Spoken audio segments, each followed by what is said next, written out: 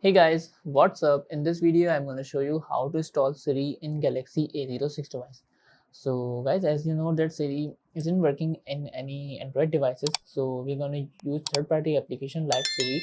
So all you guys have to do is just go to Play Store, just search for a Siri, okay?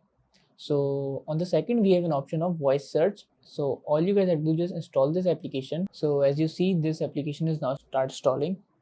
Now after stalling, just open it and then click to get a start. Allow the permission here. Hey Google. So guys, this is how it's work. And guys, we can use these application for the search. YouTube.